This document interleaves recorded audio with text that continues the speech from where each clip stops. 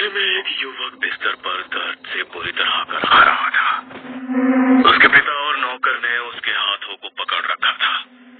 वो बुरी तरह चीख रहा था, जिसे सुन कमरे के बाहर गांव के लोगों की भीड़ जमा हो गई थी। ये दर्द मुझसे बर्दाश्त नहीं हो रहा। माँ, प्लीज मुझे कोई चाकू ला दो। मैं इसे काट कर बाहर निकाल दूंगा। प्लीज मेरे हाथ छोड़ दो। अचानक विजय ने झटके से अपना हाथ नौकर श्याम से छुड़वाया और दौड़कर सामने टेबल पर रखे इंक पेन को उठा लिया। उसने एक नजर उस पेन को घूर कर देखा। वो चीखते हुए उसे अपने सीने में घोंपने ही जा रहा था कि तभी उसकी मां ने आकर पेन उसके हाथ से छीन लिया।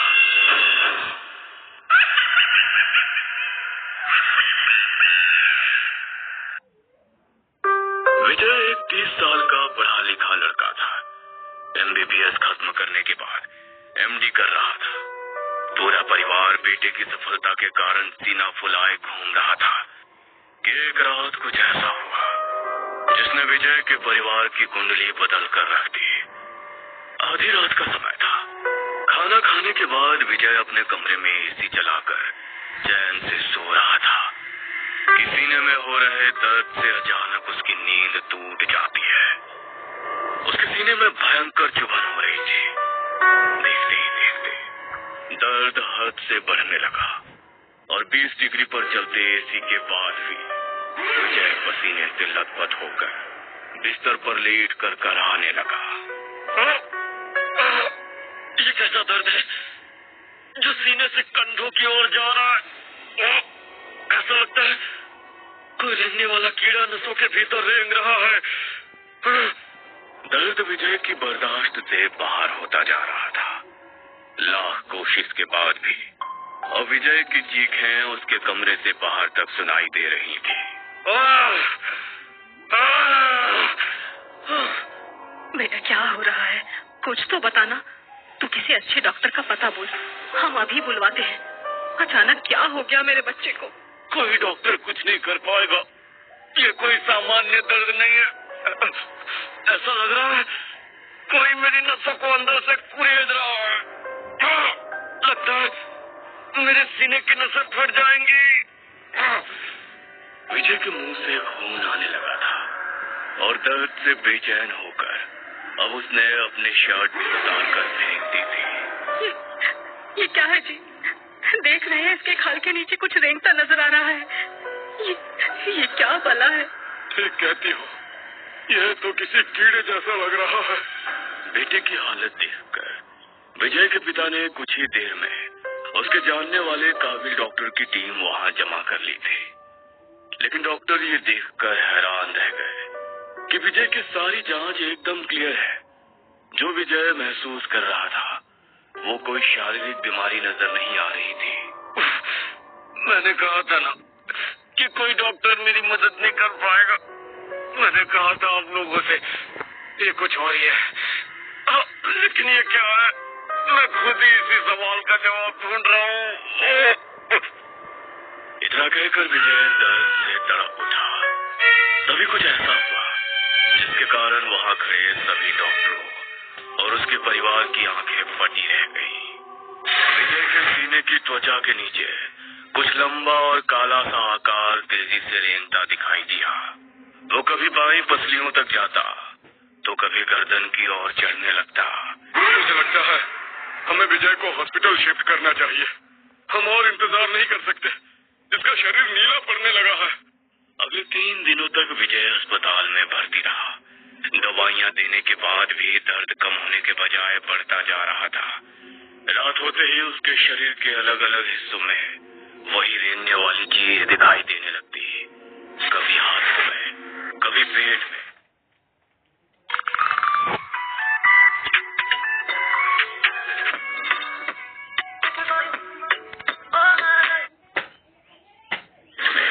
कभी गर्दन में, कभी वो नसों से होकर उसके सर में चला जाता तो कभी उसकी आंखों में पहुंच जाता। हर बार विजय दर्द से बेहाल हो जाता और उसके मुंह से खून बहने लगता। आंखें लाल हो जाती पड़ने लगता। कोई दवा कोई इलाज मानो उस पर काम नहीं कर रहा था। सुमेश सुनना, मेरे कान में कुछ रेंग रहा है मेरे भाई, मेरे कान का पर्दा फट जाएगा। कुछ करो भगवान के लिए, कुछ करो। मुझे बेहोशी का इंजेक्शन दे दो, मैं ये दर्द बर्दाश्त नहीं कर सकता। सर, आई थिंक विजय ठीक कह रहा है। हमने अपनी हर कोशिश करके देख लिया। जो रेंगने वाली चीज हमें खुले आंखों से दिखाई दे रही है, किसी भी अल्ट्रासाउंड, एक्सरे, ब्लड रिपोर्ट में पकड़ में क्यों नहीं आ रही? अगर हम उसका दर्द कम नहीं कर सकते तो कम से कम उसे नींद का इंजेक्शन ही लगा दीजिए। ठीक है, लगा दो इंजेक्शन। विजय की फैमिली को बुलाओ, मुझे उनसे बात करनी है। कुछ पता चला विजय कब तक ठीक हो जाएगा? आखिर ये क्या बीमारी हुई है मेरे बेटे को? अंकल, आप खुद एक डॉक्टर के पिता, मजबूत इंसान है और समझते हैं कि हम डॉक्टर्स बस कोशिश ही कर सकते हैं। क्या हुआ है उसे? कुछ बोलोगे? पिछले 3 दिन में उसका वजन 13 केजी कम हो गया। आंखें गहरे गड्ढों में धंस गई है, शरीर से मांस गायब हो गया है। मुझे कहते हुए तकलीफ हो रही है, लेकिन शायद वो चंद दिनों का मेहमान है। आप अपने जानने वालों को बुलवा लीजिए। दवा काम नहीं कर रही, दुआ का ही सहारा बचा है शायद। हालांकि खबर किसी वज्रपात से उनके सीने पर लगी थी, फिर भी खुद को संभालते हुए विजय के पिता ने फोन निकाला और पुरानी हवेली को मिला दिया। अम्मा, मेरा विजय। क्या हुआ मेरे लाल को? भगवान जाने क्या हुआ। तुम आखिर बार देख लो उसे, कल का कोई भरोसा नहीं। डॉक्टर है लल्ला मेरा, उसे कौन बीमारी पकड़ेगी। हिम्मत रख, सब ठीक होगा। मैं आती हूँ। अम्मा पहली गाड़ी से अस्पताल पहुँच गई थी। सामने बिस्तर पर जो लेटा था, उसकी हालत देख कोई नहीं कह सकता था ये वही विजय है जो 3 दिन पहले तक अस्पताल में बैठा मरीज देख रहा था। जर्जर शरीर, बेजान आंखें। दादी ने विजय को एक नजर देखा और उनके माथे पर बल पड़ गए। वो लड़खड़ाती कमरे से बाहर आई और अपने बेटे के सामने जा खड़ी हुई। ये बीमारी नहीं है, इस पर मारण टोटका किया गया है। माँ, आप ये कैसी बातें कर रही हैं? आज के जमाने में ये कैसे हो सकता है? बरसों पहले अपनी आंखों से ये सब होते देखा है मैंने। उसके शरीर में भी ऐसे ही कुछ रेंगता था। बाद में पता चला कि किसी ने उसकी जान लेने के लिए तांत्रिक क्रिया करवाई थी। अगर अभी भी मेरी बात पर यकीन नहीं है तो यहाँ से सीधा घर चलो, तुम्हें खुद यकीन हो जाएगा। दादी की बात सुनकर विजय के पिता और माँ दोनों की आंखें हैरानी से खुली रह गई थी। घर पहुंचकर कमरा चेक करो विजय का, उसके बिस्तर या अलमारी में जरूर कुछ मिलेगा। विजय के पिता ने बेटे के बेड की अच्छे से तलाशी लेना शुरू किया। गद्दा चादर सब हटाने के बाद बेड के नीचे की तरफ उन्हें 2 नींबू लाल कपड़े में बंधे नजर आए, जिन पर लौंग को गाड़ा गया था। ये क्या है? ये कहाँ से आया? ये नींबू है जिनका प्रयोग टोटकों में किया जाता है। जल्दी ही कुछ करना होगा वरना बहुत देर हो जाएगी।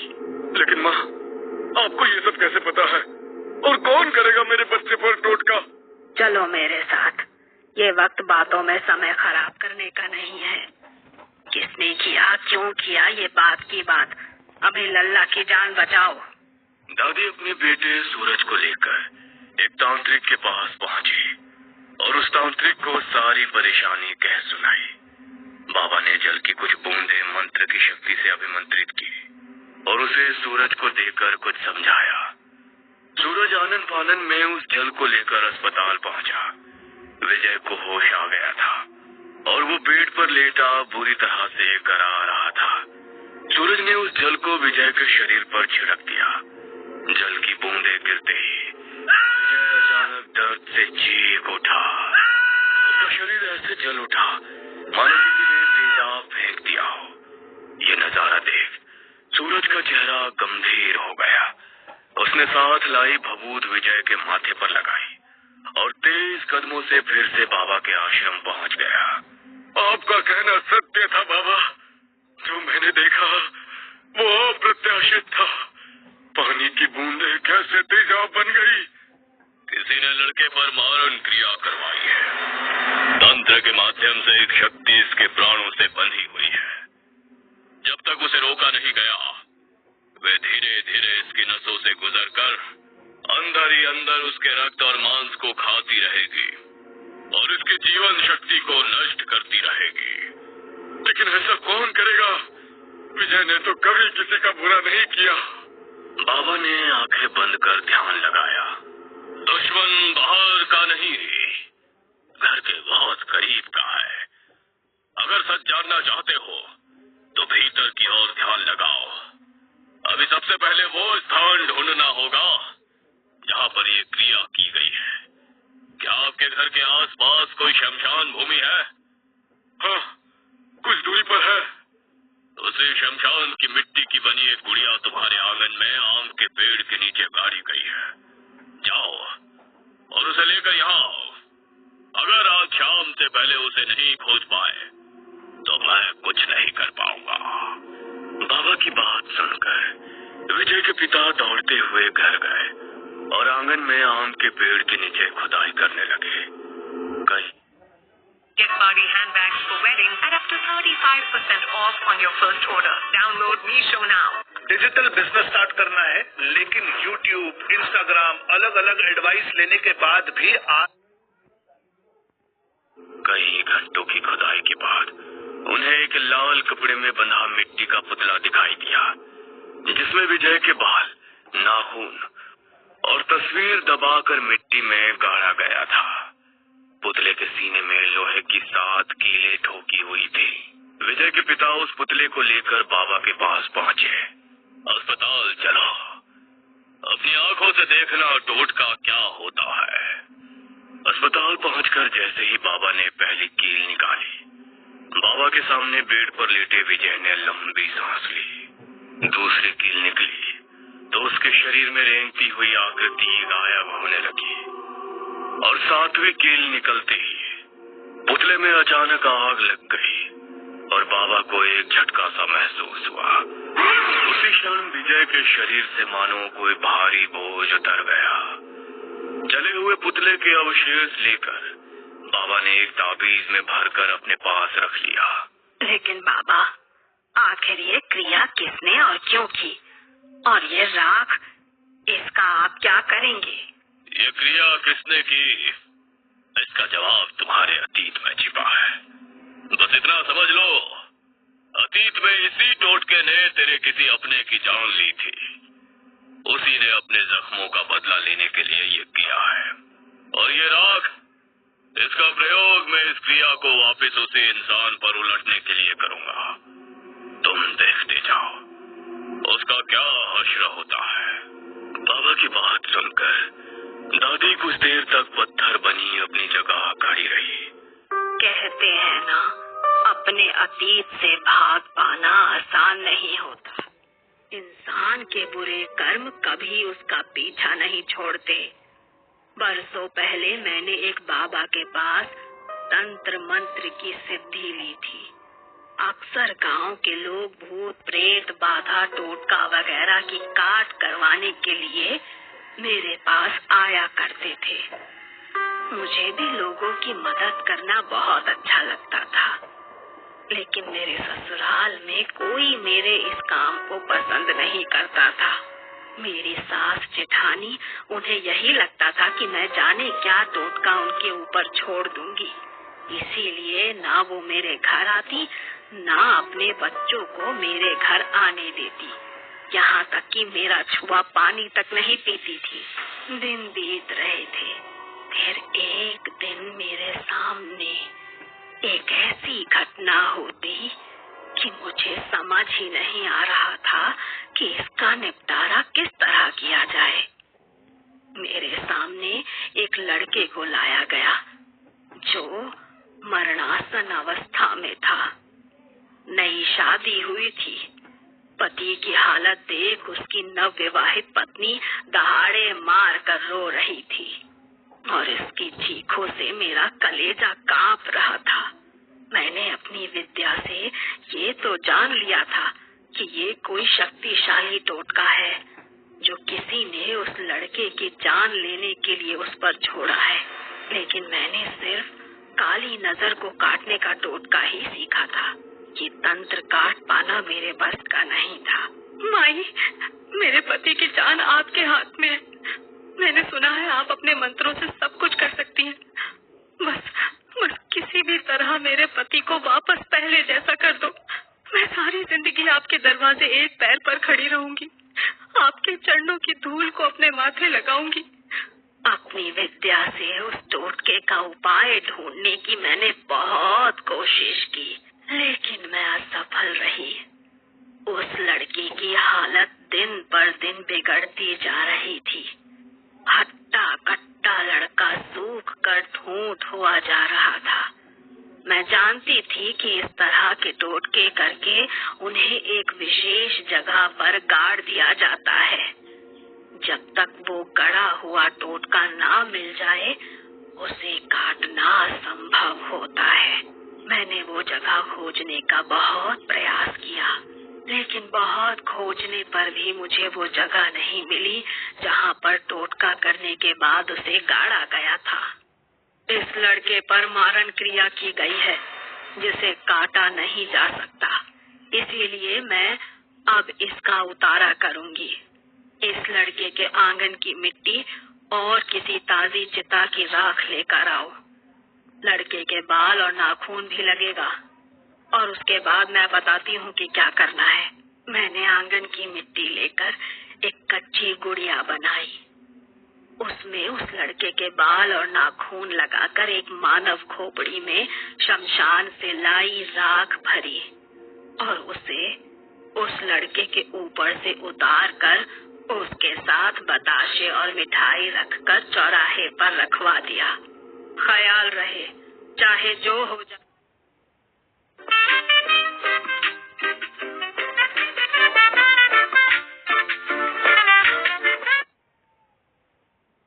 जो हो जाए, इस उतारे को खुद से दूर किए बिना किसी की बात का जवाब ना देना। हो सकता है कोई शक्ति आकर तुम्हारा ध्यान भटकाने की कोशिश करे, लेकिन तुम्हें ना मुड़कर देखना है, ना किसी की बात का जवाब देना है। लेकिन ये सामान रखना कहाँ है? गांव के बाहर जो पुराना शमशान है, उसके सामने वाले चौराहे पर रखवा देना। उधर आजकल कोई जाता नहीं है। अगले 24 घंटे तक वो शक्ति उस गुड़िया में बंधी है। इस समय जिसने भी उसे छुआ, वो उसी के ऊपर हावी हो जाएगी।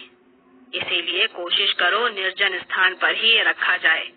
लड़के के पिता दादी के बताए अनुसार भरी दोपहर सारी सामग्री चौराहे पर रखने के लिए निकल पड़े। तभी उन्होंने सुना कोई पीछे से बार बार उनका नाम पुकार रहा था। ये आवाज, कोई मुझे पुकार रहा है शायद। नहीं, ये जरूर कोई छलावा है। मैं पीछे नहीं मुड़ूंगा। खुद को संभालते हुए वे चौराहे की ओर बढ़ रहे थे। अभी वो कुछ ही दूर पहुंचे थे कि उनके पूरे शरीर में भयंकर दर्द होने लगा। गला ऐसे सूख गया कि ऐसा लगता था प्यास से प्राण निकल जाएंगे। अब उनसे 1 इंच भी आगे ना हिला जा रहा था, जैसे कोई शक्ति उन्हें वहां जाने से रोक रही थी। लाख कोशिश के बाद भी उसकी हिम्मत जवाब देने लगी, और उसने ये उतारा गांव से बाहर रखने की बजाय दादी के घर के पास वाले चौराहे पर ही रख दिया। और फिर वो लौट आया, लेकिन उसने दादी को ये नहीं बताई कि उतारा रखने वो गांव के बाहर नहीं गया। उस रात पूरा गांव अपने घर में खाना खाकर आराम कर रहा था। न जाने उस रात होने को क्या मंजूर था। सबके सोने के बाद दादी के जेठ का 18 साल का बेटा दादी के घर आने के लिए निकल पड़ा। रास्ते में वही चौराहा पड़ा जिस पर उतारा रखा गया था। एकाएक उसे सामने से एक गाड़ी उसकी ओर आती हुई नजर आई। खुद को बचाने के चक्कर में दीपक का पांव उस टोटके से जा लगा, और अचानक उसकी आंखों के आगे अंधेरा छा गया। वो उसी पल जमीन पर गिर पड़ा। पूरे गांव में शोर मच गया। हर जुबान पर यही बात थी कि चाची ने टोटका करके अपने ही घर के बेटे की जान ले ली। ये सुनकर दादी के पैरों तले जमीन खिसक गई। वो लड़का जिस पर दादी ने उतारा किया था, वो मौत के मुंह से लौट आया था, लेकिन दादी का अपना बच्चा दीपक, उसे बचाने के लिए दादी कुछ ना कर सके। उस दिन उसने मौत का वो मंजर देखा कि सोचकर आज भी उसकी रूह कांप जाती है। उसे खून की उल्टियां होने लगी। इससे पहले कि कोई कुछ कर पाता, वो सबको छोड़कर चला गया। मुझे इतना गहरा सदमा लगा कि मैंने इस काम से सदा के लिए हाथ खींच लिए। मेरी जेठानी ने अपने बेटे की मौत का जिम्मेदार मुझे माना। पूरा परिवार मेरे खिलाफ था। इसके टोने टोटके ने मेरे बच्चे की जान ले ली। गायन है ये, मेरे बच्चे को खा गई। वो